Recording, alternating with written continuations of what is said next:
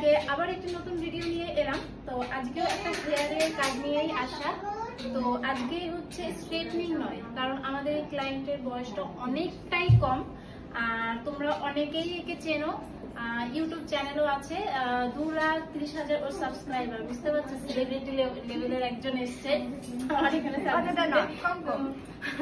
তো তারপরে হেয়ার কাছে আসো, হেয়ারের অবস্থা দেখো তোমরা। হেয়ারটা কিন্তু একদমই রাফ হয়েছে, ফ্রিজিনেসও আছে আর হেয়ারের একটাতে দুটো তিনটে করে মুখ হয়ে গেছে। তো ও যেহেতু অনেকটাই বয়সে ছোট, যে কারণে আমি ওকে স্ট্রেটনিং এর কথা বলবো না, ওকে একটা ট্রিটমেন্টের কথাই বলেছি। আর লুকটাও একটু চেঞ্জ করতে চাইছে একটু। তো এই কারণে কেরাটিন করলে তো তেমন ভাবে চেঞ্জ হবে না, বোটক্সেও মোটামুটি হবে। তো নিউ যেটা আমাদের আপডেট ভার্সন এসছে ন্যানোপ্লাস্টিয়া, সেটাই করাবো, কারণ ওটাতে ট্রিটমেন্ট প্লাস হচ্ছে স্ট্রেটনিংও হবে। মোটামুটি 70 to 90% স্ট্রেট লুকও দিবে, সাথে ওর যে ড্যামেজ সেটাও রিপেয়ার হয়ে যাবে।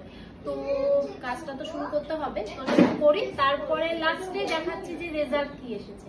তো তত সময়ের জন্য সো এই হলো আমাদের ফাইনাল ন্যানোপ্লাস্টিয়ার লুকটা।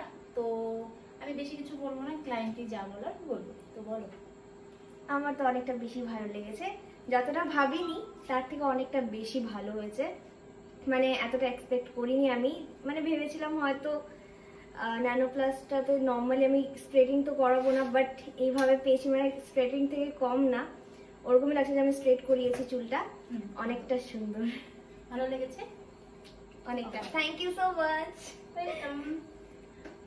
हिंदी बोलो। हाँ, अभी मेरी बारी। So thank you so much Lakshmi दीदी, मेरे को इतना अच्छा सा लुक देने के लिए।